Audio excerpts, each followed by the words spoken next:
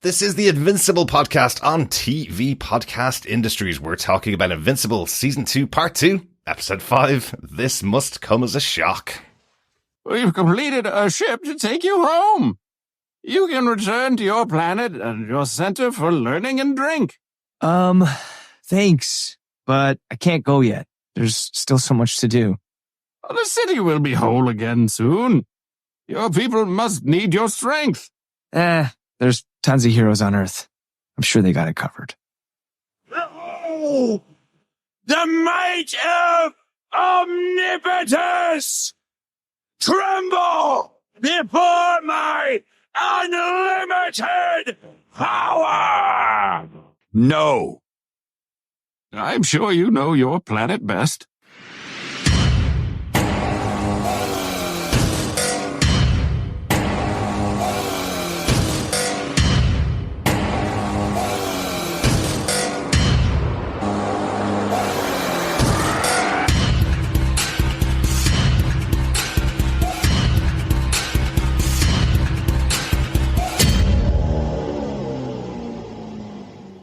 Welcome back, fellow Guardians, to the Invincible Podcast on TV Podcast Industries. Oh, it's been a while, but we're back talking about Invincible Season 2, Episode 5. This must come as a shock. I'm one of your hosts, Derek.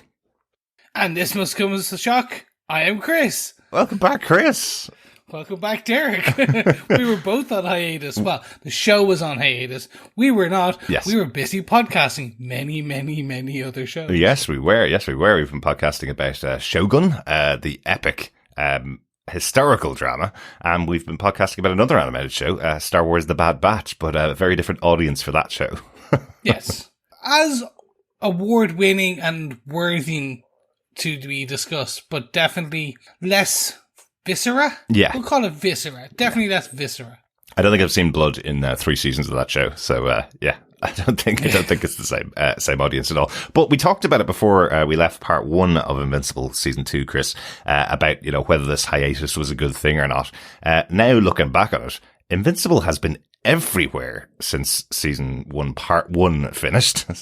I'm gonna stop saying that, but yeah, since that finished a couple of months ago, it's been everywhere. It's got its own video game. The Adam Eve video game came out on PC. It has a mobile game, the Guarding the Globe, the Invincible mobile game, and now loads of the characters in Fortnite as of this week.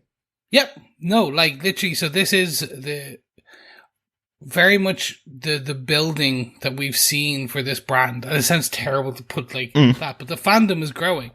Yes. It's like The Boys. Mm-hmm. Do you remember The Boys has just continued to grow and grow and grow in Absolutely. the audience? I would say somewhat the same as the Rings of Power, but that already had like 20 million films. That was the length of time it felt watching. I always forget you're not a fan of Lord of the Rings. Yeah. No, it had like, they've had this slow, I don't want to call it slow burn, but each series has just brought in a new group of kind of viewers and kind of fans. And then Skybound Entertainment have been, when they really kind of doubled down, they said, okay, well, we're going to start making games, we're going to start making additional kind of, I forget what the way they coin it, but it's like multi-touch point media. Right. Something really weird where it's something like... PR speaky, yeah. Yeah, it's very PR speaky business. Is like, we're going to synergize the overall like population and bring them together so that anyway, basically the way they expressed it when they kind of came out with Skybound was this, hey, we have our properties, one of which is Invincible, and we're going to put it in the right places at the right time. Yeah. So this was done similar by Marvel Games, Bill Roseman over there, where he went, I'm going to give the best of my properties and comics to the best video game developers. And that's where you get Marvel Spider-Man and things like that. Yeah. Versus, say, other DC properties that have not been as good on video games. We're talking about Suicide Squad there, aren't you, Chris? Who knows? Anyway, back to Invincible. Yeah. They've just planned it beautifully. Now, it's actually also back sooner than we thought. Back when we were having our discussions, we were thinking later in 2024. Yeah, we thought June. Which is the spot taken up by The Boys. Season 4 is going to be out in June instead. So, as you may know, if you're listening to us on the podcast feed dedicated to Invincible, we combine Invincible and The Boys, as those shows tend to alternate on Prime Video. So it's interesting that we're going to have, I guess, those two swapped effectively. We don't have to wait as long as we thought they were going to. But all this to say, I haven't felt like I've been missing Invincible as much as I thought I was going to, because I've been able to play all of those things, except for Fortnite. I haven't played that yet. But I've been able to play with the characters and learn more about them just by the video games, which has been great fun. Yeah, and for me, I've just kind of continued my reread. I pop in and out and then go back a couple of chapters and then jump back in. And it's very much like my Wheel of Time reread. Right.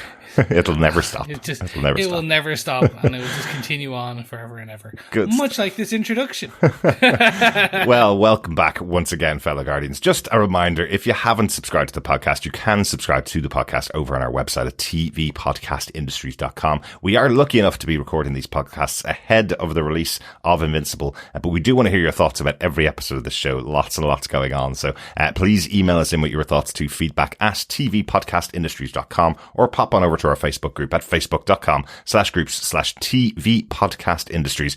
There's a spoiler post up there for each episode as it's released, and we'll discuss your feedback on the next episode of the podcast.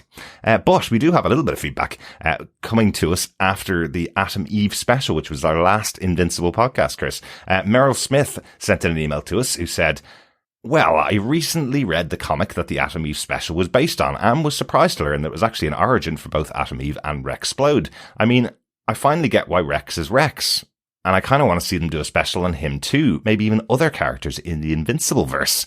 So what do you think, Chris? What would be your choices for other characters that could get spin-off movies? The Immortal. Mm-hmm. He's essentially the Vandal Savage, if you know your DC lore. He's that. He's like a man who's just lived forever. He's immortal. Mm-hmm. Thousands of years of story to tell there with the Immortal. I think one of the things with the show so far, and we mentioned it before, that the Guardians of the Globe unusually don't get much focus in the show. We have some very small bits of them, chatting with each other for 5 minutes of an episode, but we don't really get their backstories. So as we said, the Atom Eve special was great to get much more of a focus on Atom Eve. So maybe we'll get a focus on some of the other Guardians in the future. I can see them doing it. I can see them doing off-season specials for many of the characters in the show. It'd be great to get more backstory on them. There is a point in what I assume might come later this season, which happens to Monster Girl and Robot. Mm-hmm. And there might be a really good story there where you can combine it with we know their origins to a degree, but you can go to their origins and then this other thing storyline where they are forced together for a long period of time. That would be a good one, because I think everyone would enjoy that, especially because we see in the last part of the season, we did see Robot and Monster Girl kind of flirtatiously talking. Going out on their date, Chris. We saw their little date. It was lovely. It's really cute. Good stuff. Thanks so much for that feedback, Meryl. Really good to hear your thoughts on the Atom Eve special.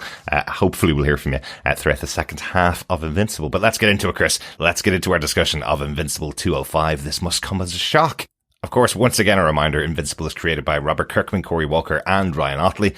This episode was written by Helen Lee, who wrote episode 204, and of course, the Atom Eve special, which was the last two Invincible things that we covered on this here podcast.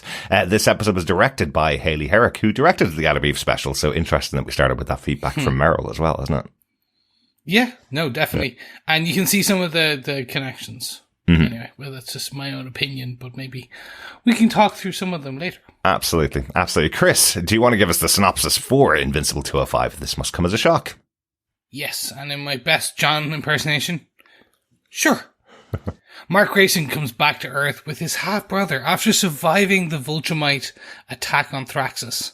He tells his mother Debbie about his ordeal and what happened to Omni-Man after he left Earth. Debbie welcomes his half-brother while Mark attempts to reconnect with Amber and William. Mark's boss, Cecil Stedman, the head of the Global Defense Agency, the GDA, is angry at Mark for leaving Earth against his orders. He tells them that the Guardians of the Globe were very nearly killed by a mysterious enemy. Later we see Cecil's assistant, Donald Ferguson, confronting him, and he learns that he was turned into a cyborg after he sacrificed his life trying to stop Omni-Man. Donald is awakened from a nightmare and learns that the Sequids, a parasitic alien race that invaded Mars, are heading towards Earth. He recruits the Guardian of the Globes to stop the Sequids. Using shapeshift Martian knowledge, Robot, Black Samson, Invincible, Monster Girl, the Immortal, and Adam Eve try to take on the Sequids and the possessed astronaut Russ Livingston. Back on Earth, a group of reptilian villains called the Lizard League attack a military base and threaten to blow up major cities. The 3 remaining Earth-bound Guardians, Rexplode, Shrinking Ray, and Duplicate, try to stop them, but they are overwhelmed, and Duplicate and Shrinking Ray are killed by Komodo Dragon. Rexplode kills Komodo Dragon and Iguana, but is surprised by King Lizard, who aims his gun directly at Rex's head. Back out in space, the rest of the Guardians face the Sequids, who swarm them and try to take over their minds. The Guardians are outnumbered and outmatched by the aliens, who plan to use their bodies and powers to conquer Earth. In a mid-credit scene, Alan the Alien is alive, and this time stronger and better than ever. He was saved by Thaddeus, who reveals he is also a Viltrumite, who had rebelled and thinks Invincible could be the key to beating the other Viltrumites once and for all.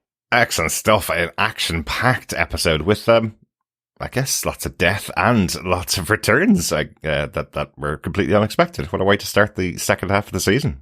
100%. This is just a fun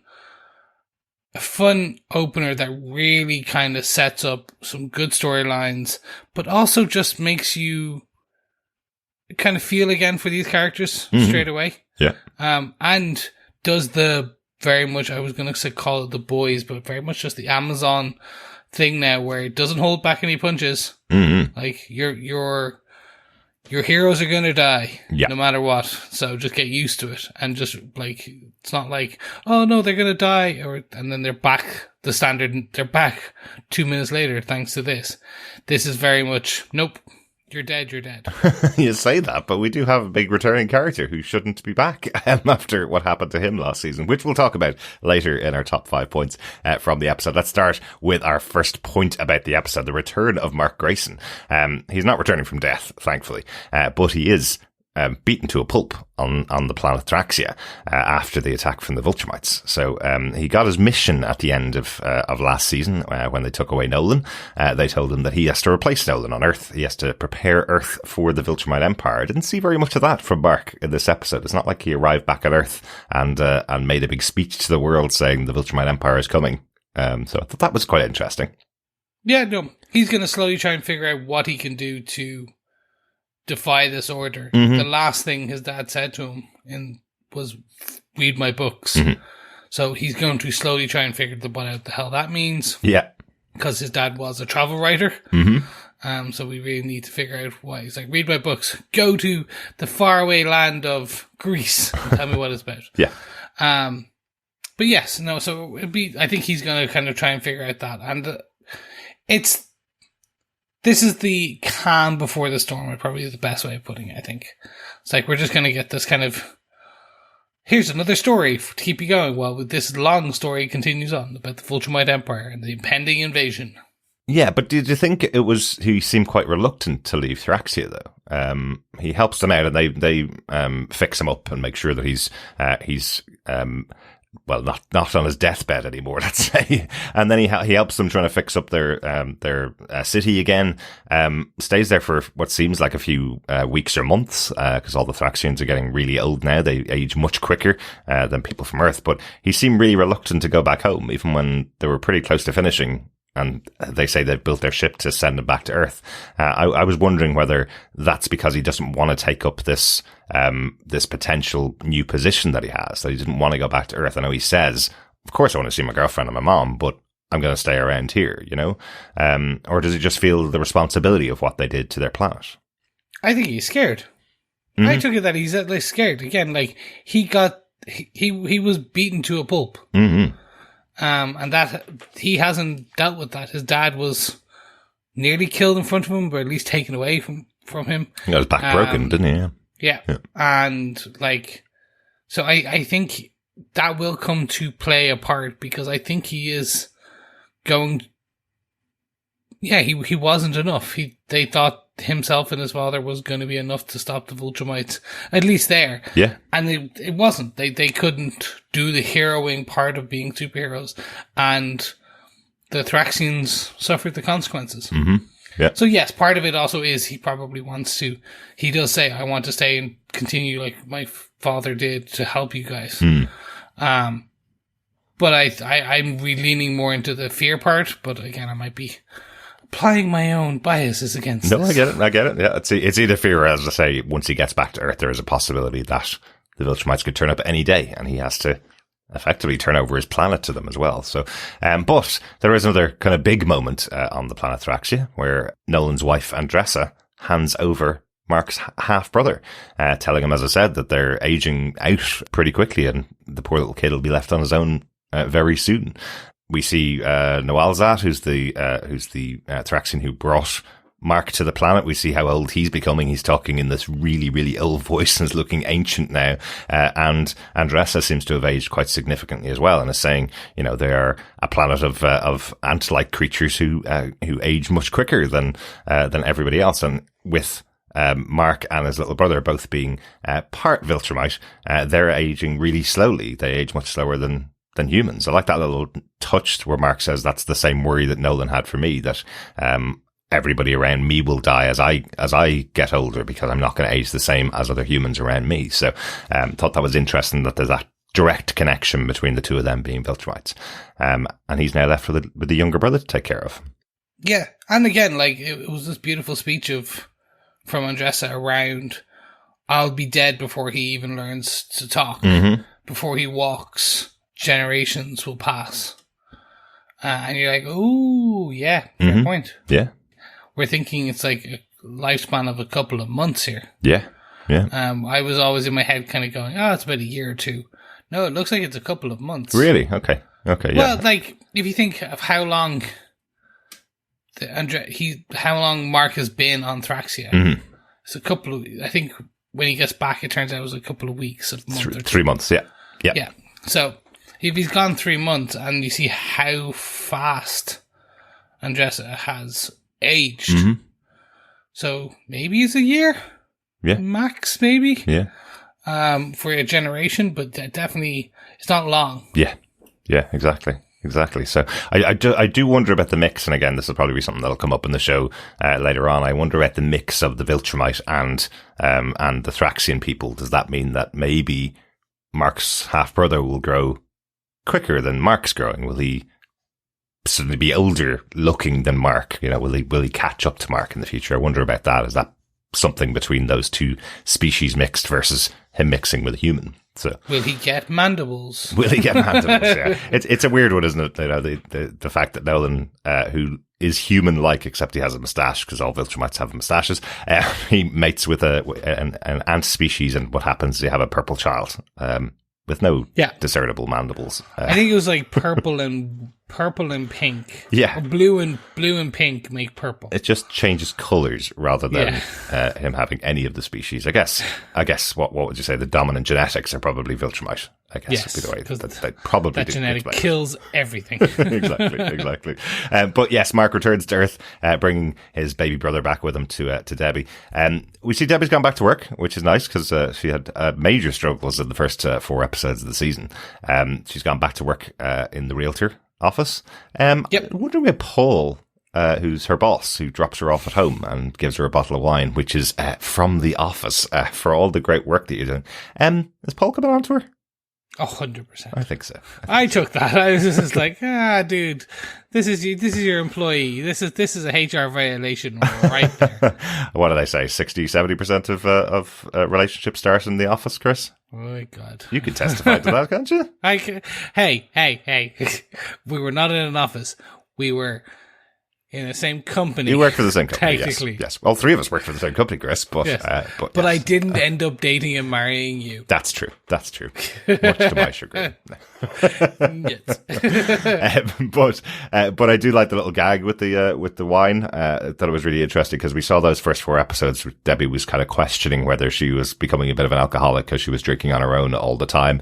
I love that she goes inside. Mark's been away for a few months and she reaches for the wine glass and then stops goes, okay, well, I'm not going to drink on my own. And then it's Mark and his half-brother arrive, his alien half-brother arrive. And the next time you see her, she has a full glass of wine in front of her, just going, I cannot get through this conversation without a glass of wine. No. Really To good. be fair, again, your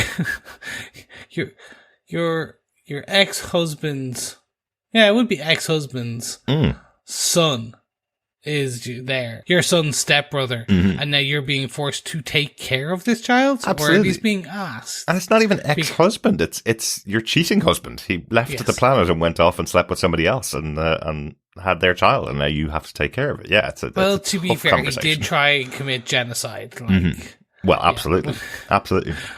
We did see that she seems a lot more. Debbie seems a lot more put together in the 3 months since we last saw her. And this has like the realtor job is good. It's definitely seemed to kind of, and then her also throwing out all the Nolan stuff, including his books. Yep.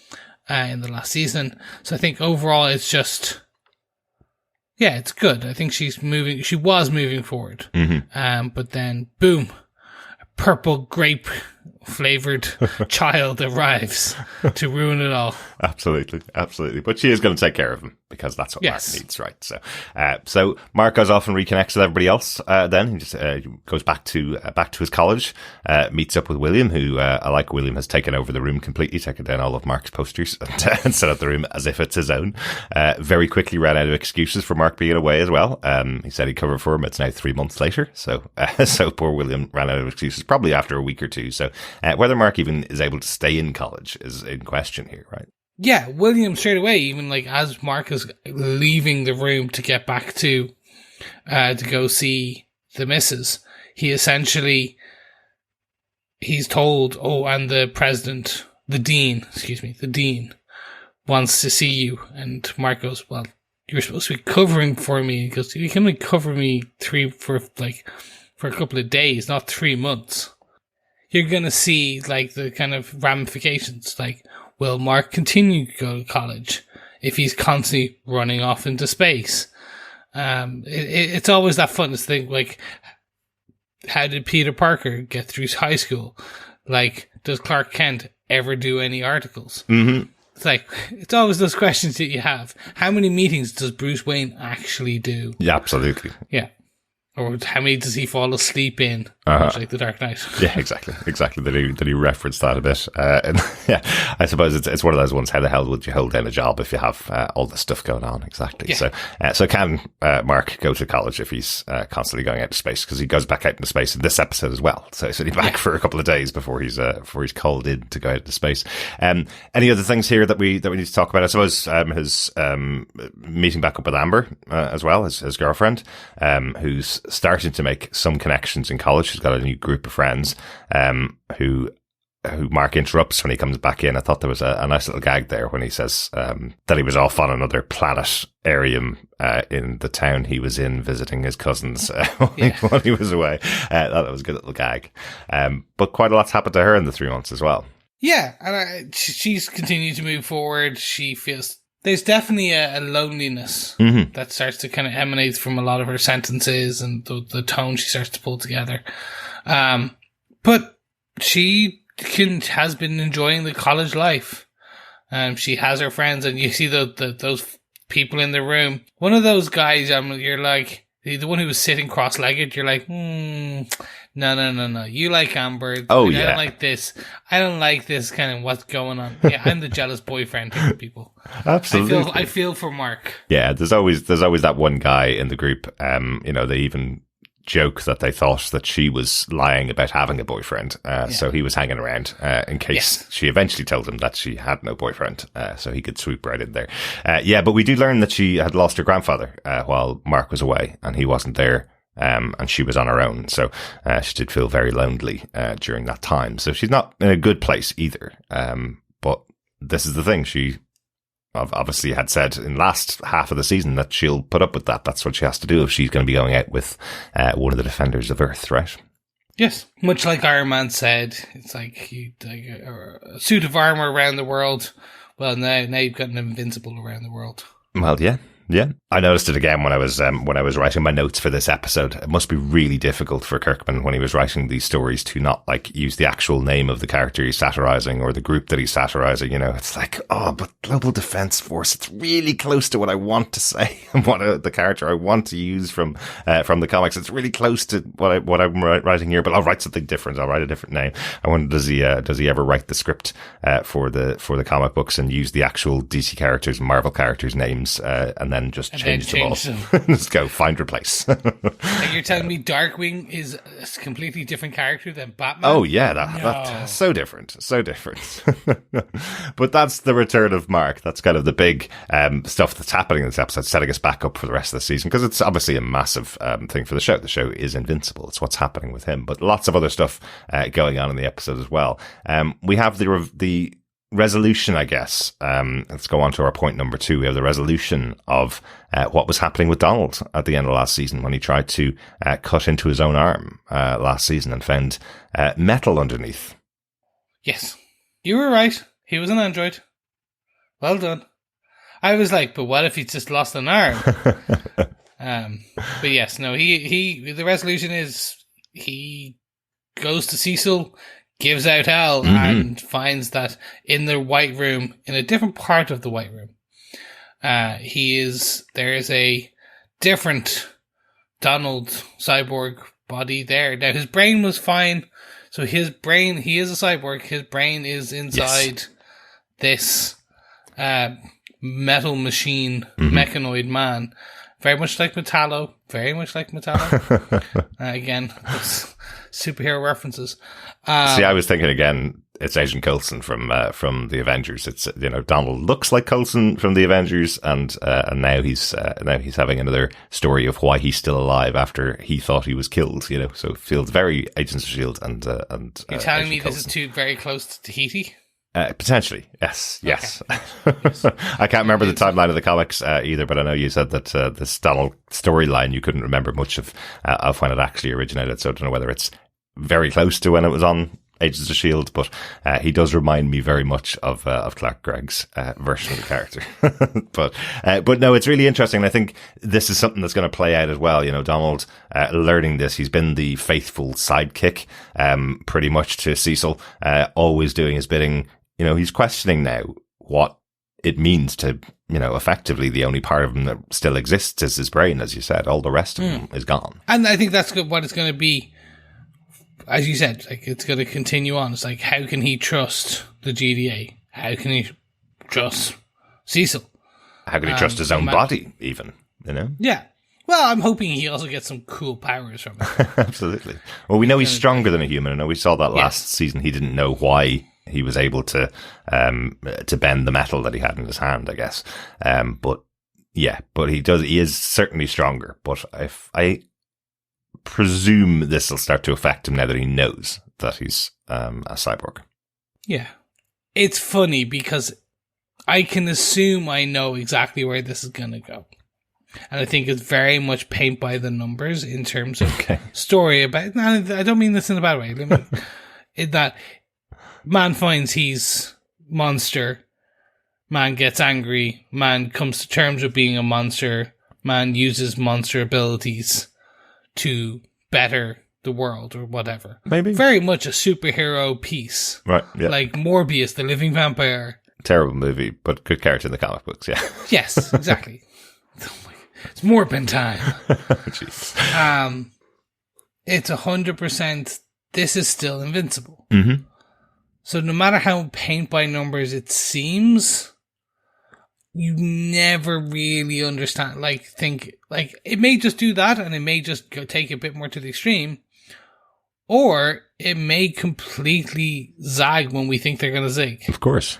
Like, it may just go a complete right, and in the next episode, he's just going to blow his brains out, and that's it. He's like, he can't do it anymore. Well, yeah. Yeah. So it's interesting. I'm very interested to see where it goes. Or they could just follow the comic books. But again, I don't know if they'll do that. They're making some changes in good ways, in unique ways to not just to many of the stories. Mm-hmm. So I'm just like, yeah, no, show me what you got, Kirkman. Show me what you got. Absolutely. Let's see how Donald works as a cyborg in the show here. There's two big battle segments for our next 2 points, Chris. We go for the Sequids and what's happening for them for our point number 3. Because that kind of brings in Donald. He's the one that calls in the Guardians of the Globe to go and take care of the Sequids who we met back on Mars in season 1, right? Yes. So the Sequids are a slave race to the Martians because they can't, because of the malleable skin and bodies of the Martians who can basically take on any form. They can't get purchased, essentially. So back in season 1, the astronauts arrive and they go underground, find underground where the Martians are, and the Sequids essentially take over one of the astronauts who is left behind. Yes. Left behind, quote unquote. Well, Russ Livingston, who we saw all the other half of the season, as the Martian that had taken his form left his body behind. I love there's a little joke here where everybody in the entire Guardians of the Globe knows that he's a Martian except for Black Samson, who you see catching him shape-shifting and thinking that he's got this big secret that he's going to be able to tell to the rest of the Guardians, but everybody there already knows. Of course they do, because they wouldn't let him into the group if they didn't know what he was, but they assumed he had good intentions because they'd worked with the Martian before, right, in the previous iteration of the Guardians of the Globe.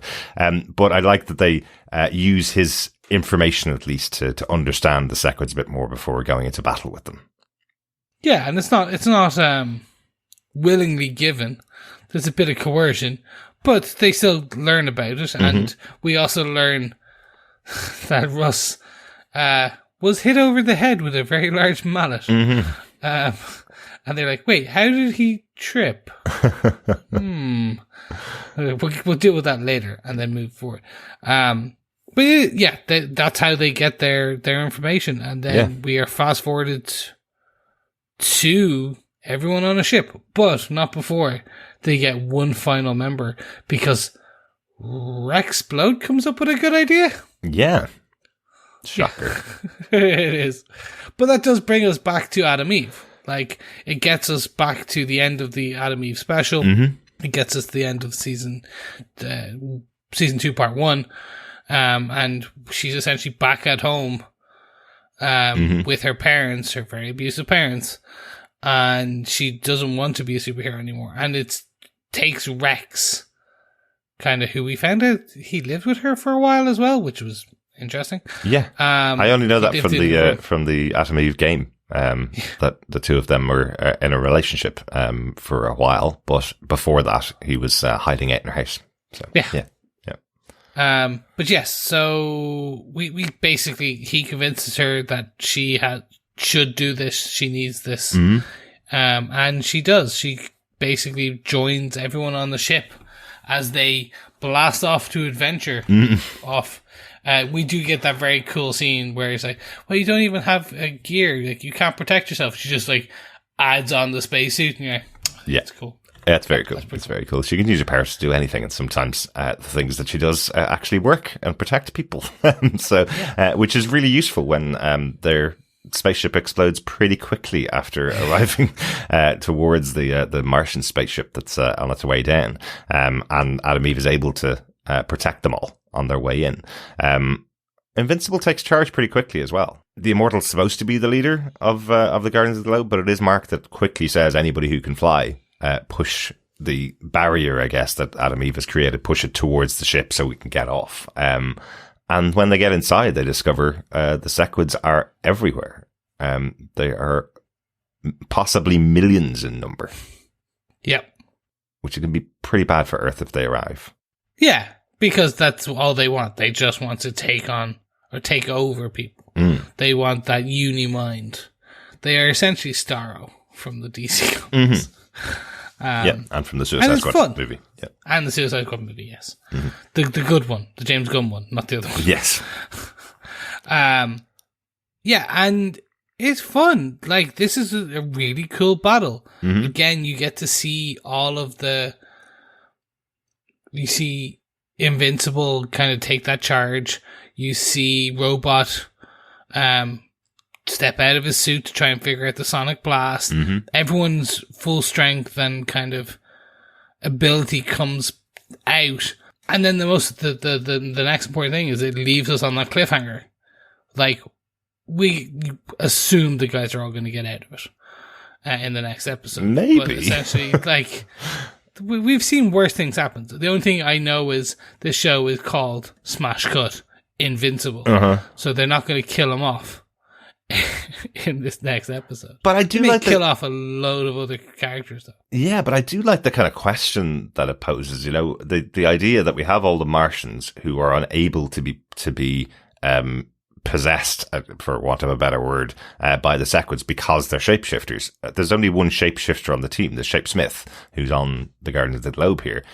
Have they just brought a bunch of really strong, super powerful bodies to the Sequids that they could just be possessed and make it even easier to take over Earth and take down their defense force effectively? I really like that, you know, that idea that do you send your most powerful superheroes to take out your villain who could actually turn around and take them back over and make it even harder for Earth to defend against them? Yeah, so that's why you should send your stupid the Z-list team. Yeah, or so you should really send them. Or you send a bomb to blow up the ship that's carrying all the Sequids, right? Rather than sending them on board. True. Yes, that is collateral damage, as they may call it. Oh, also known as genocide, but good to know. Good. Martian genocide is also known as collateral damage. Well, it's a ship full of Martians. I didn't actually really understand why all the Martians were on the ship. Why were they there? The Sequids couldn't get control of them, so why were they all aboard the ship? I thought it was just a group of Martians that were there. They're acting as slaves. Right. But why? Yeah. Since they can't be taken over. Yeah, no, good point. Like, we're gonna have to. They're gonna talk to the Martians at some point. They'll figure it out. They'll get out, and then they'll have a lovely come to Jesus moment with the Martians. Everything's gonna be happy. Shapesmith's gonna get away, and yeah, it will be grand. It'll be all good. Let's see how that plays out in the next episode. Because that is a major cliffhanger, and probably the reason why it's a major cliffhanger about who survives or whether the Guardians get taken is because of the other big battle that's going on, which is really our point number 4 about the Lizard League attack that's going on. So Rexplode, Duplicate, and Shrinking Ray have stayed behind on Earth to protect Earth in case anything happens to the rest of the Guardians, hoping, sure, it's grand. There's no way there'll be 2 massive earth-shattering events happening at exactly the same time. And I guess Rex has learned not to say that because that's exactly what happened about 2 minutes after they order their pizza, because they think they're just going to be on chill-out duty for a few days. There's an attack by the Lizard League, who we've slowly been seeing grow and change over the course of the last 2 seasons. Well, that's it. Yeah, the Lizard League are kind of like Hydra in Marvel. They're kind of like the Serpent Society as well, obviously, given the Lizard League name. But the difference between them is that as other leaders and their bad leaders and their simple leaders are killed off, someone more powerful seems to rise and take their place, as opposed to it just being, a very similar poorly organized organization. As they get smaller, they seem to get stronger and more and tougher to deal with. So we have Rex and Kate and Shrinking Ray have to go and take them out. But it's quite a brutal battle here, where we have, I guess, 3 of the major characters from the Lizard League, now led by King Lizard, who have infiltrated a military base and are threatening to blow up major cities if they don't get what they want. Yeah, and that when that battle ensues, it's cool. It is. I was going to say battle. Visceral and use other. I'm just like, no, it is just cool. You see, like, Rex using all his powers. You see Shrinking Ray using her shrinking abilities. Yeah. And literally trying to do a Thanos, where basically in the End Game and Infinity War, everyone said, why doesn't Ant-Man just get really small, go up inside Thanos and kill him from the inside? She attempts to do this. We see why it doesn't work. it does work on one of them. One. She's the one that kills Salamander, right? She goes inside his head and explodes it, and thinks she's going to be able to do the same inside the body of Komodo Dragon, who's absolutely massive and is able to squeeze her down inside him and kill her, which is pretty brutal. But instantly, I went back to thoughts because of this podcast. Went back to Emma from Gen V, who hopped inside the brain of one of the security guards back in Gen V and was able to do this, just explode his brain from the inside out. So that's what it made me think of, rather than the Thanos memes at the time. So I was going, wow, they're really just connecting these properties even more now with Gen V and Invincible, seeing this violent breakout from inside. But then we have Duplicate. Yeah, so not only do we lose Shrinking Ray, we lose Duplicate. And, one of the things we learnt in the last half of the season was that it is actually a Kate duplicate that dies every single time. It's not just her creating clones and them not having any impact on her. It's a full duplication of her, so she feels every single death. And here, in this battle with Komodo Dragon, she's created probably 10 or 20 different versions of herself who are all being killed instantly. I absolutely had to pause it to see if they have a way out here, and definitely saw the number one on the final version of Duplicate's body, I guess, just before Komodo Dragon smashes those last two pieces together against each other. So, it looks like Duplicate has been absolutely crushed by Komodo Dragon. Yes, and we can assume that her brother is going to be very angry because her brother, we've seen him in prison. He has the exact same power set, but is a bit evil. So, he was in the GDA, wasn't he? Yes, he was in their prisons. Ooh, interesting. And obviously, more importantly, a Duplicate is going out with the Immortal. Mm-hmm. So how is he going to deal with this? Yeah. If he survives. Obviously, if he's exactly. Exactly. And probably because of this scene, I have no idea who is going to survive, except that he is called the Immortal and has survived quite a lot in the first two seasons so far. So he's likely to be the one that'll survive. It might take him a while to pull his body parts back together. But then again, maybe he's going to be controlled by one of the Sequids. So it doesn't matter whether he survives or not. He could be possessed. So he may be survived and not know what's going on. So, but it is pretty awful to see what happens to Kate, especially with that knowledge that she feels all of those deaths as well. Yes. So, but nothing else is going to happen to Komodo Dragon because Rex does get a shot in and is able to blow up his head after losing his hand, which Komodo Dragon bites off in front of him. That's also quite brutal. Yeah, and then just Rex takes a beating, and that's again why I didn't want to. I use visceral a lot. I know when I talk about these shows, but it's just very much it's the blood and gore aspect. Yeah, because they really do go in for. They go in for it, and it's only it's only the Amazon, the boys, Gen V that I've really seen go this hard.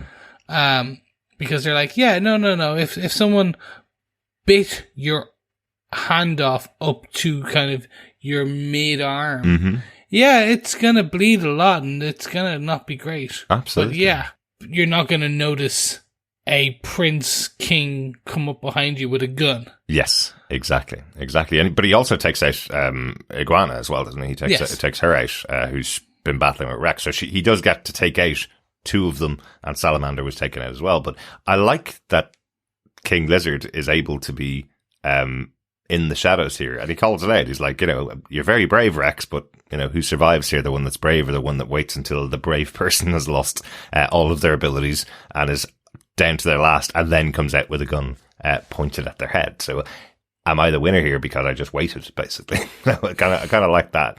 It seems much smarter than I thought he was going to be.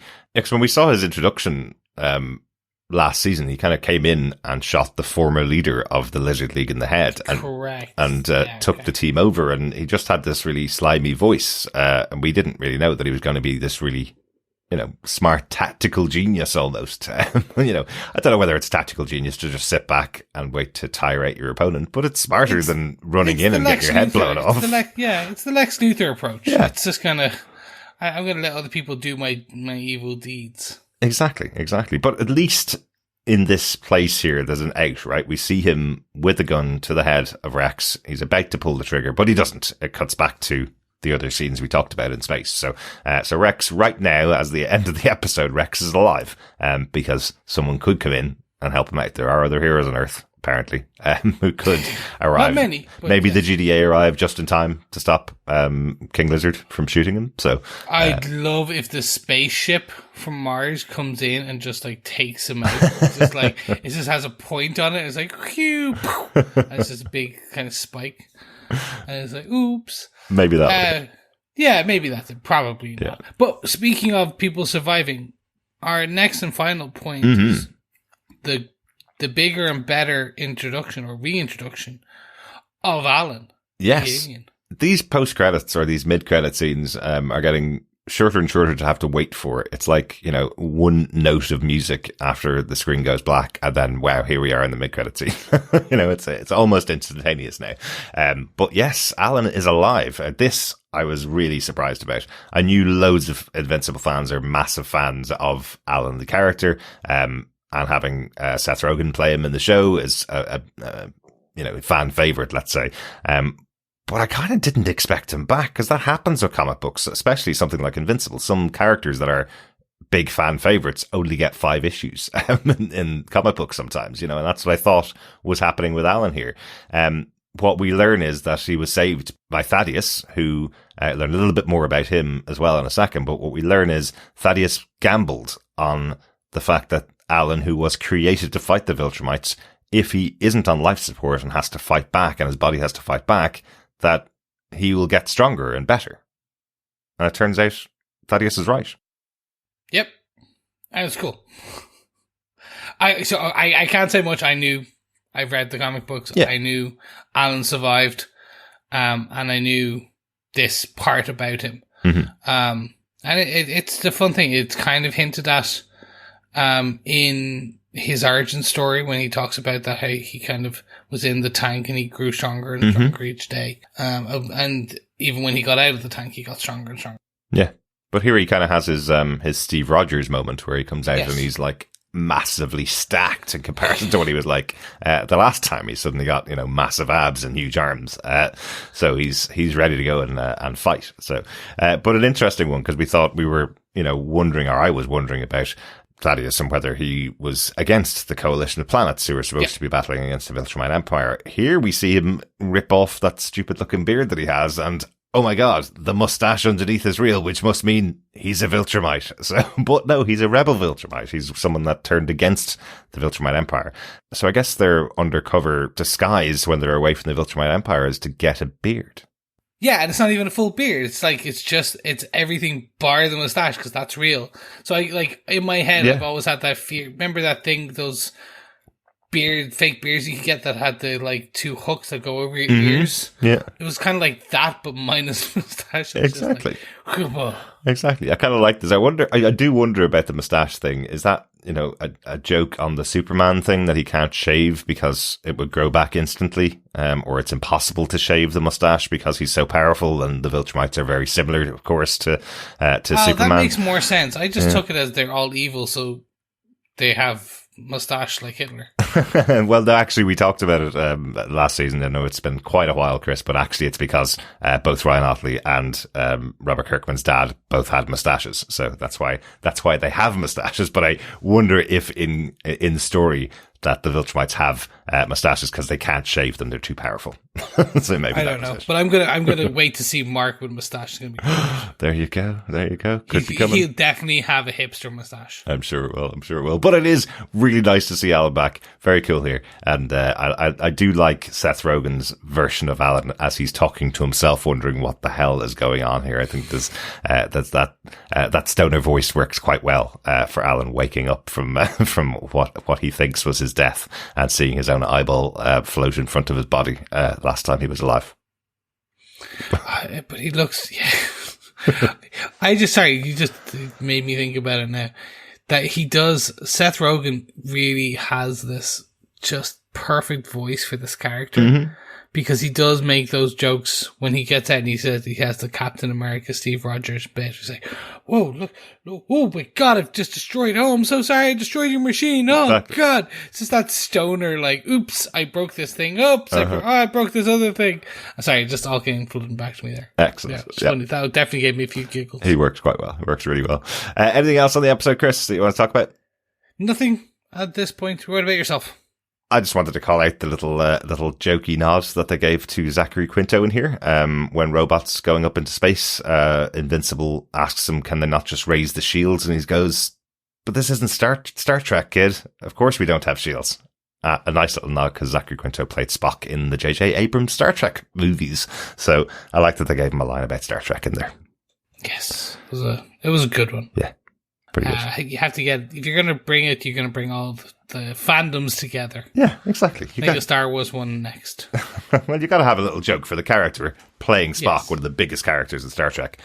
He has to have a little Star Trek joke in there. How about yourself, Chris? What do you think overall on the episode? I loved it.